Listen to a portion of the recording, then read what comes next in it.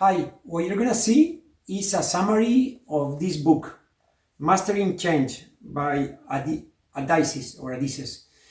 This is one of the best books that I read in the last 2 years about organizational management. It was recommended to me by a very successful businessman in Uruguay who told me that the Adizes Method is one of the most influential things that he has known and studied and read. So the way this is going to work, you're going to see two parts. One is a presentation that I gave in Rwanda, in Akagera National Park for the second cohort. They will remember it. And then also you're going to hear two people talking like a podcast. That's actually an artificial intelligence software that I work with that read the book and provided this podcast of two people talking. These are not real people. This is just the software talking. The AI program created different audios and I selected the best ones. Some of them didn't work. So that's what you're going to hear. The audios from the artificial intelligence program summarizing the book and myself explaining parts. I'm putting this on the YouTube channel so you can use it for exercises and we can discuss it. Look at the book, how I worked it a lot. It's not probably easy to get it or to read for many of you. That's why we are doing this kind of podcast. Thank you. Adizes' whole premise is that change, ADIS the constant, and the key is to master it. And decisions, they're how we do that. So it's not just about making the right choice in this one moment. It's about making decisions that actually move you towards the future you want, even as things change around you. Okay, now we're talking. And ADIS gives us this really cool tool, this framework called PAEI. Yeah, it's like a secret code for making better decisions. Okay, I'm intrigued. Tell me more about this PAEI code. What does it stand for? So PAEI stands for Performing, Administering, Entrepreneuring, and Integrating. And these are like the four essential roles, the four energies that need to be in balance for anything to really thrive over the long haul. So you're saying it's not enough to just be like a go-getter or a big picture thinker. You need a bit of everything. You got it. It's like you wouldn't try to build a house using only a hammer, right? Makes sense. You need different tools for different jobs. And PAEI is like having the right toolkit for making good decisions. Okay, I'm ready to stock up my toolkit. Let's break down each of these PAEI roles, starting with, let's see, performing. Okay, so performing, or P, for short, I think of it as the get it done energy. It's all about effectiveness in the here and now, like being responsive, decisive. Imagine like a parent who can calm a crying child in an instant. Right. They're in their P zone. Exactly. But I'm sure you can see how too much PA and you might be constantly putting out fires, but never actually getting ahead. Right, like you're so busy being busy that you never stop to think about the bigger picture. Exactly. But we'll get into those imbalances a bit later. Let's move on to administering, or A. If P is get it done, A is all about systems and order. Okay, I can get behind some systems and order. Right. Think of like a perfectly organized kitchen where everything just flows smoothly. Oh, that's the dream. Right, that's A in action. But of course, too much A, and you might become rigid, resistant to new ideas. Oh, totally. Like, don't mess with my system. Exactly. All right, now let's talk about E, entrepreneuring. This is the visionary, the explorer. They're always looking ahead, anticipating what's next. Like, think about planning a trip. You're not just packing your bags 5 minutes before you have to leave, right? You're thinking about the destination, the route, all the possibilities. Exactly. You're thinking ahead. And that's E in a nutshell. It's about being proactive, not just reactive. So E is essential for navigating change because it helps you anticipate those changes and adapt. Exactly. And finally, we have I, integrating.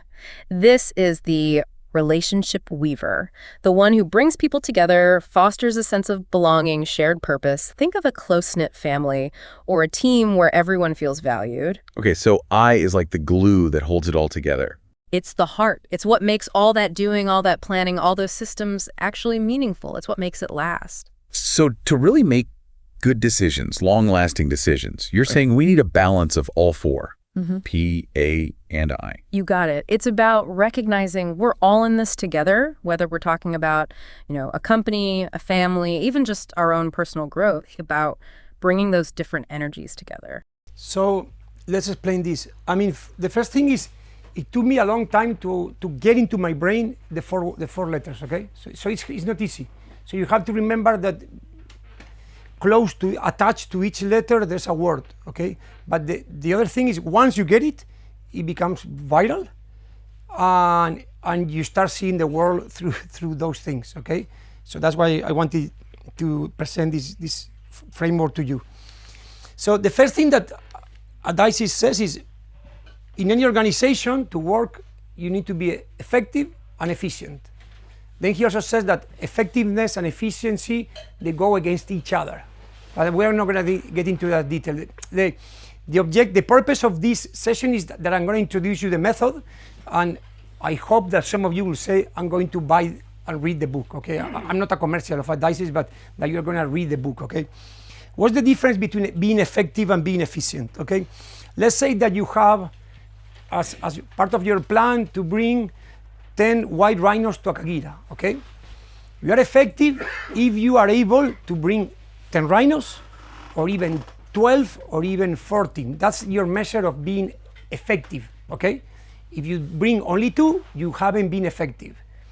Being efficient is about doing that with the least amount of energy, okay? So it's about maintaining good relations with the neighbors, with the government, within the team.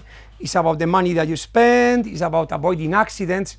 So you could be extremely effective in bringing rhinos to Akagera, and not only bringing 10 but 12, and being very inefficient in the sense that you spent 4 times the money that you had allocated. The team just hated each other after the whole experiment. Not only they hated each other, but they hated the neighbor hated them. There was an accident on the way and someone broke a leg, and you lost 2 trucks on the way. You're being very, very inefficient in doing that, okay? And in the opposite direction, you can be very efficient. Okay, how was that rhino translocation? How did it go? Great. Why? I mean, we spent only 50% of the budget, everybody was happy, the communities were receiving the rhinos. Yeah, great, we have rhinos, the government was very happy. Great. How many rhinos did you move? Actually, we were only able to move 2 because it was too complicated. So you've been very efficient, but very ineffective, okay? And then you want to be effective or efficient in the short term and the long term. What the framework says, and this is where the 4 letters come, is to be effective in the short term is performing. It's about getting things done. It's about getting results. It's about moving the rhinos. It's about building a house. It's about giving a lecture. It's about results. It's about fixing the car, okay? That's being performing, or P. One way to see this is, these are 4 vitamins or 4 corners that the organization needs to go well. The moment you start seeing this works with countries, whole NGOs, your own teams, yourself, or your family and your relation, your small family. For any group to go well in the present and the future, you need the 4 vitamins. So P, or performing, is about getting things done in the present. Administering is about creating protocols and rules and systems, so anytime you have to repeat something, you don't have to reinvent the wheel. So SOPs, you've been talking about that all the time. That's clearly a tool for efficiency, okay? So that when you have, I don't know, there's been complaints with the rangers. What do we do? Okay, you look at the SOPs, and then you know what you have to do because that's been thought before. The rhino is very, very, very, very skinny, doesn't look good. Okay, we have a protocol of how to act when rhinos don't look good, and then which drug is going to take and all that. It's about administering money. It's things like filling up Excel sheets, okay? This is about being efficient in the short term. Performing, administering, E-ntrepeneuring is about thinking in the future. Okay, wow, we did this with the rhino, why don't we start planning the next black rhino translocation? Or it went very well in Akagera, and we have 20,000 rhinos somewhere in South Africa, why don't we go and scale up and we try something different in another place? The entrepreneurial role is about perceiving future challenges, opportunities. As they were saying there, it's about doing the strategy in the long term and planning the road ahead, which is very different from right now I'm solving problems and that's on what I'm focused, okay? And integrating is about being efficient in the long term. It's about creating the right environment in the team, in the country, in your family, so they work together in an efficient way. It's about managing conflict, it's about creating a shared vision, it's creating that glue that ties people together and move them from being just a group of people into a real team, okay? So that allows you to grow in the future. Succession plans. Succession plans are part of integrating. Training people so that they can take that role in the future. Creating systems of redundancy, so if someone falls sick, let's say that Theo falls sick, they know already that someone can take her place for 2 weeks. And that person will say happily, yeah, I will do it. Which means that share vision, all that, and they understand, and they don't say, no, that's not my problem, that's Theo's problem, okay? So remember these 4 things, and think about, you're gonna start thinking in your team, in your organization, these balances or weaknesses, or maybe even gaps in a whole corner, okay? And in yourself, so how you can improve that in the future. And then we'll go to our friends who want to tell us something. So we've got these 4 PAEI roles, and it sounds like they're all important in their own right. But it's not always easy to keep them in balance, is it? Like, I can see how focusing too much on one could throw things out of whack. Oh, absolutely. It's like, just like you wouldn't use a screwdriver to hammer a nail, right? Yeah. Using the wrong PADI tool for the situation can really backfire. Okay, give me an example. What happens when these roles collide? Okay, let's say you're feeling stuck, like you're constantly busy, constantly working, but you're not making the kind of progress you want. Adizes would say this could be a classic case of the Lone Ranger style. The Lone Ranger. Okay, now you're speaking my language. What's that all about? Right. So the Lone Ranger is all about action, all about getting stuff done.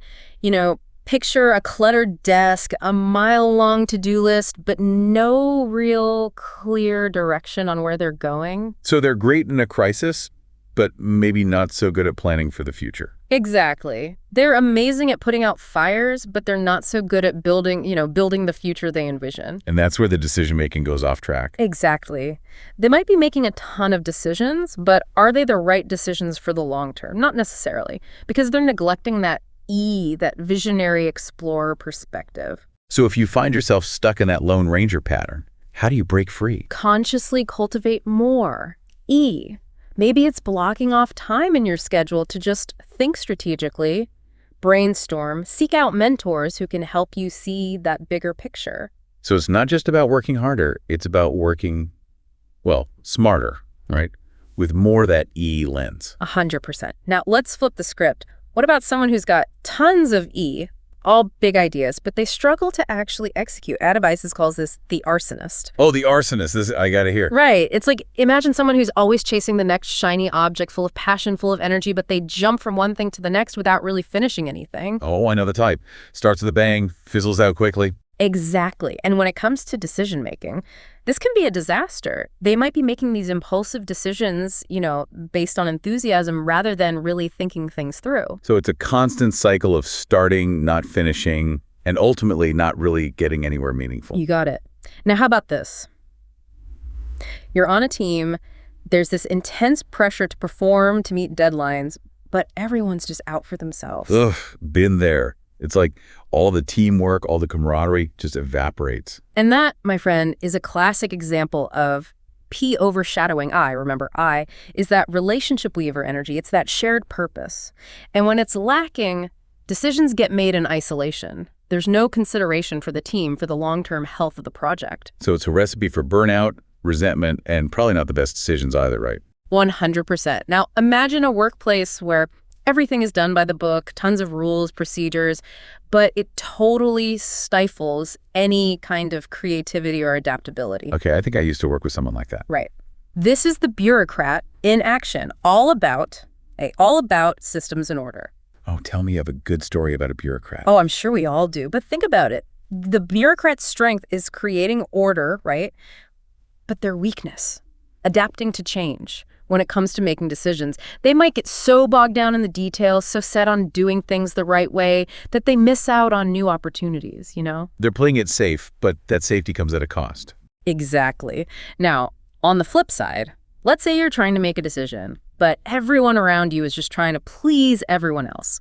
No one wants to rock the boat. No one wants to make a tough call. Adizes calls this the super follower. The super follower. Okay, tell me more about this one. So these are the ultimate team players, right? They're great at building consensus, but they can be a little bit non-committal, you know? They struggle to actually take a stand.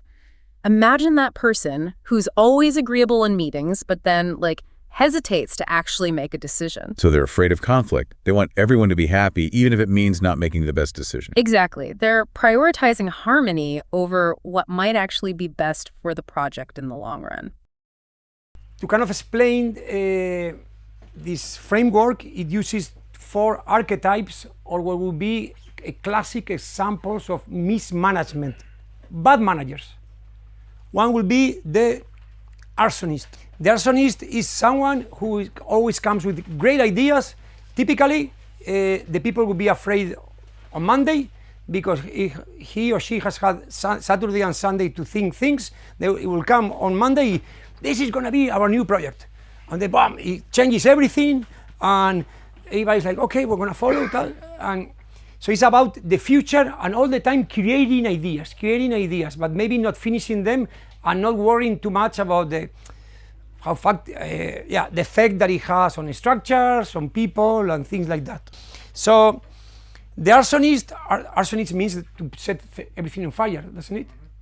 So always creating fires all the time, okay? And not looking at the other components, okay? It's about long-term effectiveness, dreams, projects, opportunities, challenges. This is going to be great. This is going to be awesome, okay? And then we have the Lone Ranger. The Lone Ranger is about right now. It's about the office full of papers. You go, hey, can we talk? No, I'm very busy. I have to do. And everybody's very busy in the organization because always solving problems. They don't care about the problem in the future. They don't care about creating protocols or rules, or it's about always hands-on with the grease in your hands, solving problems, okay? Action right now. And then you have the bureaucrat. We need rules.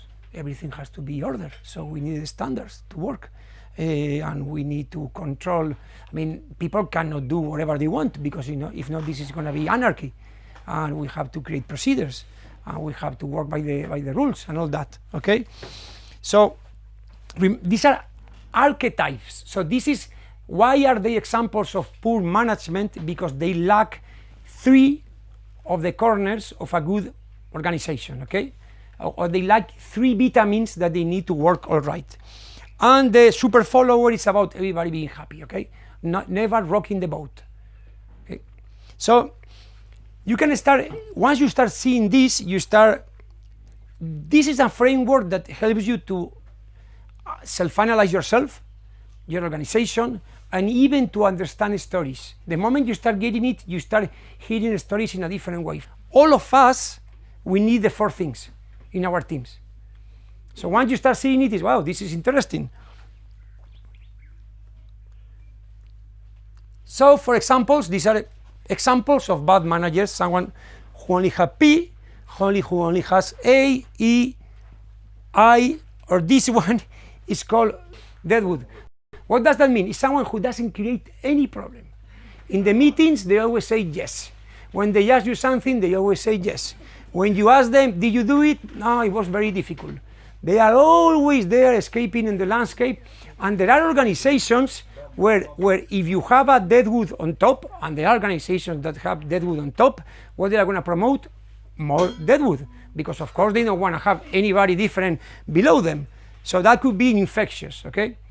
And sometimes they are difficult to detect. It sounds like, how can you have someone like that still in your team? They are smart about how to survive, okay?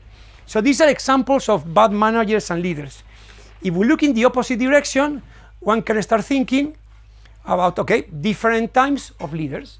Someone who has, the assumption is that to be a good leader is humanly impossible. Let's say that you are very strong in the four things, okay? But if you have a big gap in one, like 0 of one of the corners, it's difficult that you will be a good leader. So here you have different combinations, someone who's very effective, hands-on, in the present, in the future, solving problems now, planning the future ahead, someone who is good about keeping structures and rules and procedures, but also getting out of the bureaucratic structure and getting the human feeling of the organization, so the people are integrated and there's good energy. So these are different combinations of effective leaders. I think the important thing is to compare these kind of managers. Try not to be one of them. So self-assess yourself, identify the ones that you have in your team and see how you manage that, and also think about where you are there, assuming that it's unrealistic to expect from you to have capital letters in all of them, okay? So exactly, so that's what the Adizes Method says, is if it's impossible that you have everything in yourself, and this myth of the super leader is unrealistic, how's the way to do it? With your team. You need to create a team that has the different corners, and you need to unite it in a way that it works as an actual team. Because if you have the people with the different corners but they don't work together, then it won't work, okay? Let's picture a scenario. You're in a meeting. One colleague bursts in, full of energy, throws out 1 million ideas a minute, can't sit still, and probably has a trail of sticky notes in their wake. That's your classic E, the entrepreneur. They're all about big picture thinking, innovation, and pushing the boundaries. Now imagine another colleague in that same meeting. They're meticulously taking notes, probably have a color-coded spreadsheet open on their laptop, and seem a little more reserved when it comes to those rapid-fire ideas. Right. That's our A, the administrator. They're the ones who crave structure, data, and a well-defined plan. And often those two styles, while both valuable, can clash. Remember how we were talking about miscommunication being a major source of conflict during change? The PAEI model gives us a framework for understanding why those clashes happen. Okay, so it's not just about identifying these different styles, but understanding how they interact or sometimes don't interact with each other. Exactly. For example, there's this common saying, silence means agreement. But the truth is, it can mean very different things to different PAEI types. You know, I'm thinking about a time when I pitched a new project idea to my team. One team member, who I now realize is a total E, was immediately on board, full of excitement, brainstorming marketing strategies. But another team member, who I'm guessing leans towards A, was completely silent. At the time I thought, oh no, they must hate it. That's the trap, because to an E, silence can mean they're on board, let's move. But to an A, silence might mean they're still processing information, analyzing the details, and haven't even begun to formulate a response. It's like they're speaking entirely different languages. And if we're not careful, those communication breakdowns can lead to misunderstandings, frustration, and ultimately erode that trust we've worked so hard to build. Precisely, which is why understanding the PAEI model can be such a game changer. And Adizes uses this brilliant and hilarious metaphor to illustrate this point.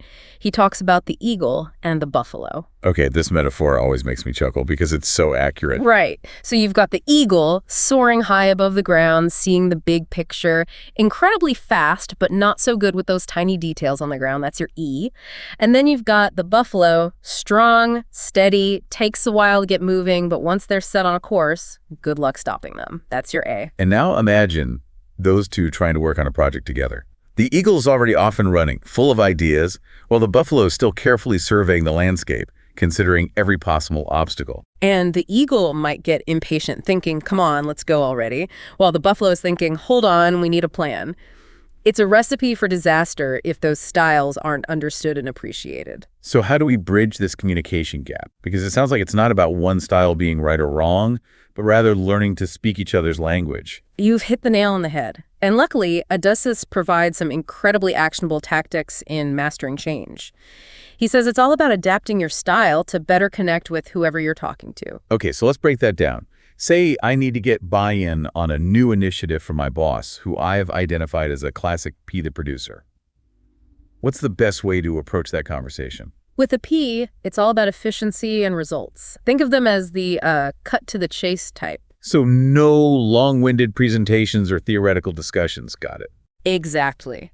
Lead with the problem, highlight the urgency, and present your solution with an emphasis on action and measurable outcomes. Adizes compares it to a lone ranger bursting into the saloon with a plan to save the day. I love that analogy. You wouldn't waste time with small talk when there's a bank robbery happening, right? Exactly. You'd say, we've got a situation, here's the plan, let's move. And on the flip side, when you're dealing with an A, that's when you slow down, provide detailed information, and be prepared to answer their questions thoroughly. It's about respecting their need for structure and information. Exactly. Remember that coefficient of error we talked about earlier? If you think you need an hour with an A, schedule 3. Use agendas, overestimate the time needed, and appreciate their methodical approach. Because to them, it's not about being slow, it's about being thorough. It's fascinating how these subtle shifts in communication can make all the difference. Absolutely. And there's one more thing anyone can do, regardless of their own PAEI style, to foster better communication. Take a deep breath before starting a meeting or a crucial conversation. You know, I read that in the book and I thought, okay, that sounds a little too simple, but I've actually started doing it, and it's amazing how much it helps. Great. It's like hitting the reset button on your nervous system, allowing you to show up with more calmness and presence. And that calmer presence can make all the difference when you're trying to navigate change effectively. It reduces defensiveness, enhances listening, and paves the way for more productive and respectful dialogue. This whole conversation about different decision-making styles has really got me thinking.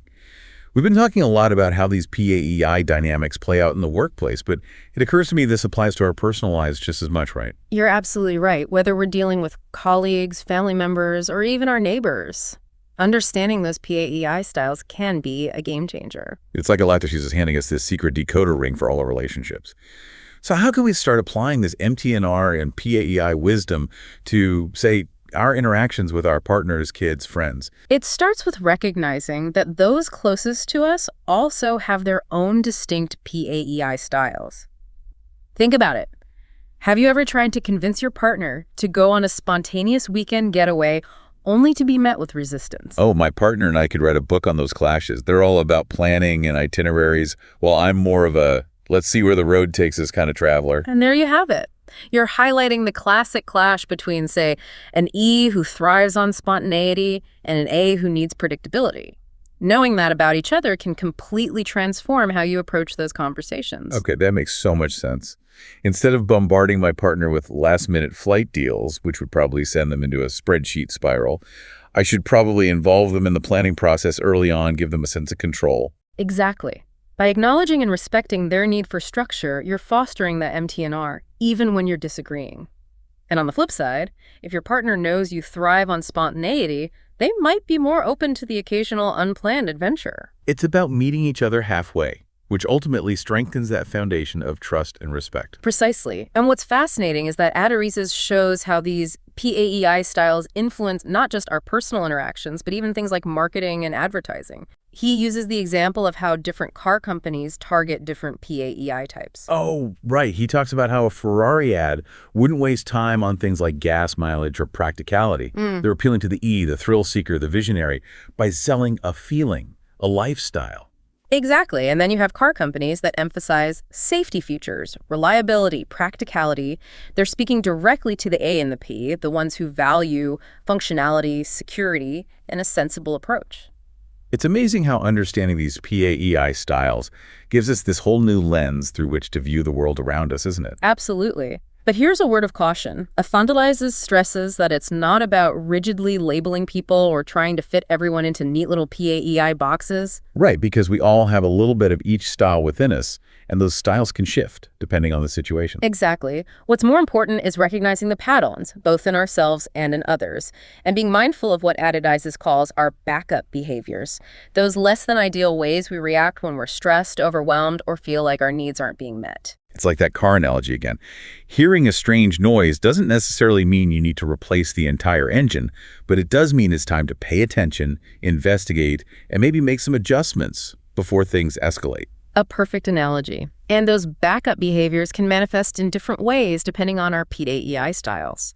An E might become overly assertive or even aggressive when they feel unheard, while an A might withdraw or shut down completely. And a P might become dictatorial, demanding things be done their way, while an I might default to people-pleasing, even if it means sacrificing their own needs. Exactly. And the more we understand these patterns, the better equipped we are to navigate those challenging moments with more empathy and awareness. So what I think, what you probably feel right now is the connection between the PAI framework and the colors, so what we saw before, okay? And again, there's a warning at the end, watch out with labeling people. This is a tool for understanding, not for labeling people. So we learned about personalities, and now from another route, you go to a similar place, which is the roles that you need in an organization or in a team. This is so fascinating. Okay, so we've got the Lone Ranger, the arsonist, the bureaucrat, and the super follower. It's like a whole cast of characters. Right. And these are just archetypes, of course. I mean, in reality, most of us are a blend of these different styles, right? And it's about recognizing our own patterns and the patterns of the people we work with so we can make more conscious choices. So it's less about labeling ourselves and more about using PAEI as a tool for like self-awareness and growth. Exactly. It's about understanding that no style is inherently bad. They all have their strengths, they all have their weaknesses, and the key is finding that right balance. So we've met the Lone Ranger, the arsonist, the bureaucrat, and the super follower. It's like a whole workplace sitcom. Right. But jokes aside, it seems like the real magic happens when we can integrate these different energies, yeah. Totally. Like bring back that relationship weaver energy. Yeah. But what does that actually look like in practice? It's more than just like being a nice person. Yeah, way more. It's not just about avoiding conflict. It's about creating a space, where everyone feels heard, everyone feels valued, and everyone feels empowered to actually contribute their own strengths. So not trying to force everyone into the same box, but creating an environment where all these different PAEI styles can, harmonize together. Exactly. Adizes uses this really cool analogy of the hand. If you think about it, if you lose one finger, the hand can still function. It adapts. I see where you're going with this. Right. A team, an organization that really embraces that energy. It's like that hand. It's resilient. It's adaptable. And in the end, it's way more successful because it's not reliant on any one part. 100%. And you know what? I think it's in those I-driven environments where the best decisions are made. Decisions that aren't driven by ego or fear or the need to be right. Just a genuine desire to find the best solution for everybody. It's interesting because he talks about organic groups and inorganic structures and the difference between a hand and a chair. So if a chair or a table has 4 legs and one leg of a chair or a table gets broken, it doesn't work. It will be out of balance. But a hand which is organic, if I lose a finger, the other fingers, they know that they have a common purpose and they help the others and it keeps working. And what it says here is that the difference is integration. So you have an integrated team, they will feel like, okay,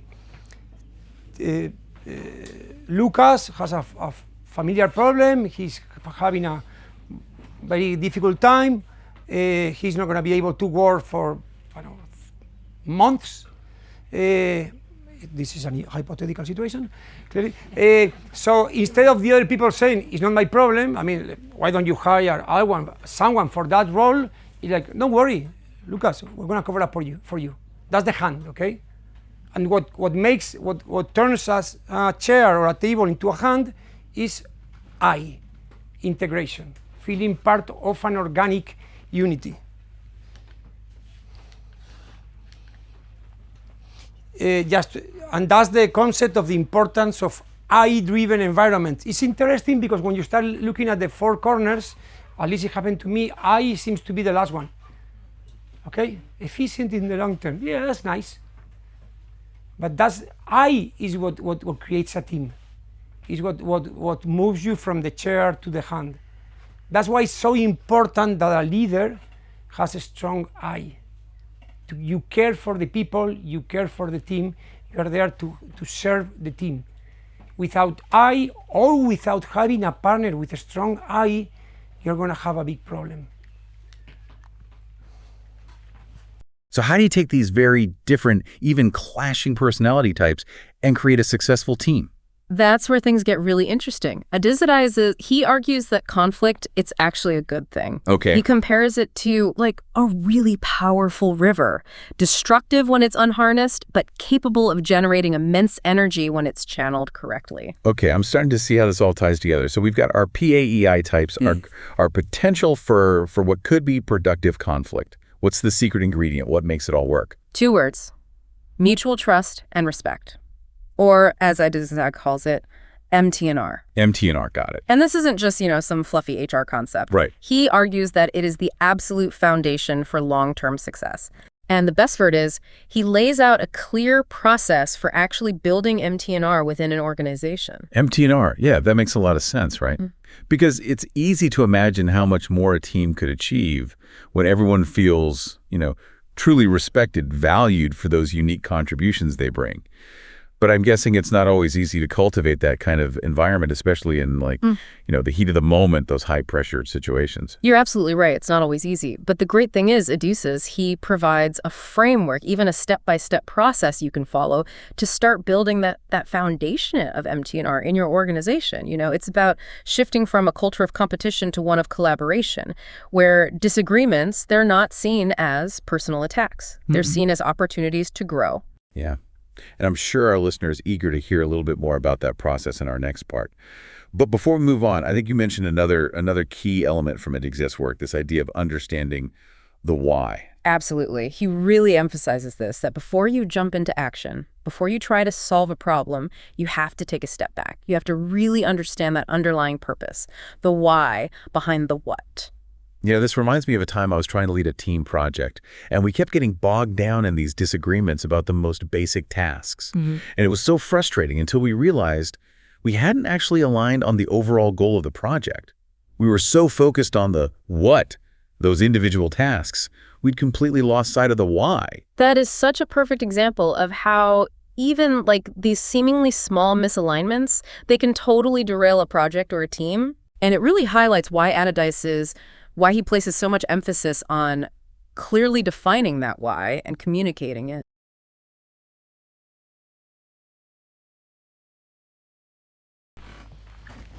So here, 2 concepts that came out of this part: productive conflict. This is something that we've been talking about, and this idea of MT&R, which is mutual trust and respect, as the way to get these different characters and personalities working together effectively. And then remember something that we've been repeating all the time: the importance of understanding the why and having a shared mission. So I think it's interesting because through the different path, we are going to places that we've been around, and the whole concept of communication, effective communication, is all around here. How do you foster that sense of shared purpose? Especially, in a company where you might have tons of different perspectives, priorities. It's got to be tough. Yeah, and Adizes really stresses the importance of communication. Clear, consistent communication. And I don't just mean, sending out more emails or scheduling more meetings. Right. It's deeper than that. He's talking about really understanding how different PAEI types, how they interpret information. Oh, that's interesting. Because it's different, right? It's like that PAEI chart that we talked about. Like a yes from an arsonist probably means something totally different than a yes from, a Lone Ranger personality. Exactly. And just recognizing those nuances, those potential communication breakdowns waiting to happen, That's key to building trust and respect on a team. Makes sense. And this is actually where I find Adizes' emphasis on feeling really interesting. Feeling. Yeah, so he tells this great story about a lecture he was giving in Mexico, and he accidentally used this word for hear that, it's actually an archaic term in Spanish, but it really means to feel. Okay. And it sparked this whole realization for him, Oh. At that real communication, it's about more than just hearing the words, it's about feeling the intent, the emotion behind the words. Yeah. It's a deeper level of connection. Yeah, it's like you're really tuning in to those more subtle cues, the nonverbal signals, and we all know those often speak louder than words. For sure. Which is something I think we could all benefit from, especially these days, you know? We're all so glued to our screens. Yes. Emails, texts, video calls. In this digital world, it's so easy to forget that. Exactly. Adizes is reminding us to slow down, to truly listen, to connect on that human level. Again, the importance of good communication, something that we've been talking about all these days between different people. And then finally, Adizes, he's a big believer in self-awareness, self-respect, and self-trust as the foundation for effective leadership. Makes sense. Because if you don't have a strong sense of self, how can you effectively lead others? Right. And this is where that PAEI model comes in handy again. It's a useful tool for self-reflection. So understanding our own natural tendencies in those 4 roles, that's like step 1. Exactly. Once you have a better grasp of your own style, you can start to build teams that complement those strengths and weaknesses. It's like putting together a puzzle, finding those missing pieces. And it's not just about filling those gaps, it's about being open to learning from people who think differently than you do. Because we all have blind spots, right? And sometimes those blind spots, they're actually strengths in someone else. Absolutely. It's about recognizing that those differences, those diverse perspectives, they're not a threat. They're an asset. And that takes us right back to MT&R, doesn't it? That trust and respect, it allows us to embrace those differences, to learn and grow from them. When you have that foundation of trust, you can celebrate other people's successes. You don't feel threatened by them. And that creates an environment where everyone can thrive. Collaboration over competition, right? 100%. And this is where Adizes, he takes it a step further. He argues that the ultimate form of integration, the pinnacle of a healthy organizational culture, is, get this, love. Love.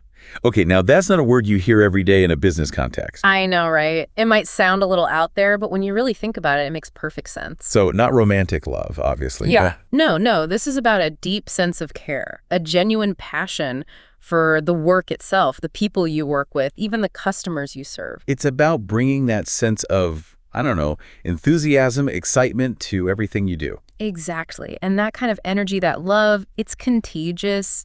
It inspires trust. It fuels collaboration. And ultimately, it creates a much more fulfilling and productive work environment. So it's not just about the bottom line. It's about creating a workplace where people feel valued, respected, even loved. It's about remembering that organizations, they're made up of human beings, and human beings thrive in environments where they feel connected. so we have this concept of the need for self-awareness, self-respect, and self-trust as a foundation for effective leadership. And then we have this concept of love, passion. Doesn't that remind you of what Hapte was saying this morning? What Mike was saying yesterday? I mean, this is not a normal job. If you are here, it's because of the passion. And when I read about love, then I remember reading these 4 stages of groups. This came from a book that actually Maxi recommended to me, 11 Rings. It's a book written by Phil Jackson, the guy who was the coach of the first the Bulls. He won 6 rings with the Bulls and 3 with the Lakers. Okay, as a player. So it's a book about basketball in theory. I'm not particularly, I like basketball, but I'm not a basketball freak.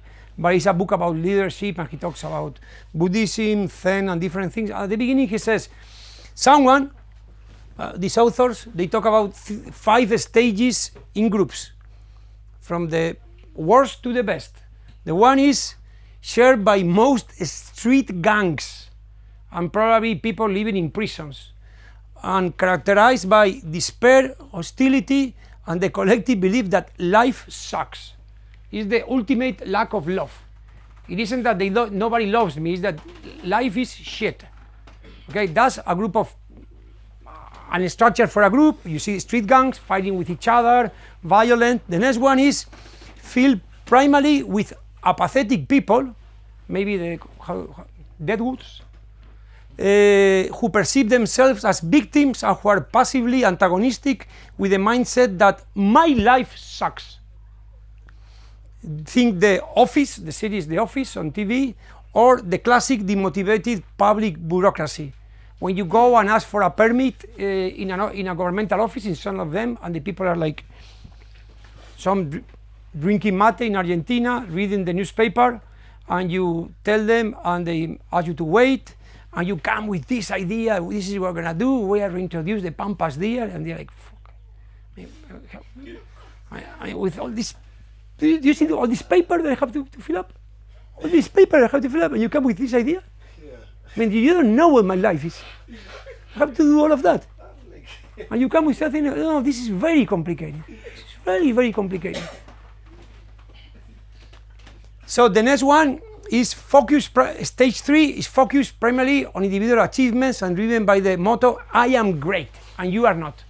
This is, you have people, members in a team, in a group, because you cannot have a team like that, and you have, I don't know, you see that in football teams, you know, they hire the greatest star, they are not able to integrate it in the team, and they start playing much worse, because Cristiano Ronaldo or whoever doesn't adapt to the group, and they are playing for me, because it's about me and how many prizes I win, and if I get the FIFA reward or whatever, okay?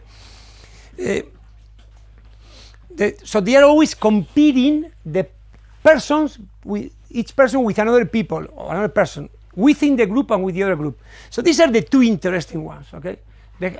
What I think is the whole purpose of this training is that we are able to create one of these stages.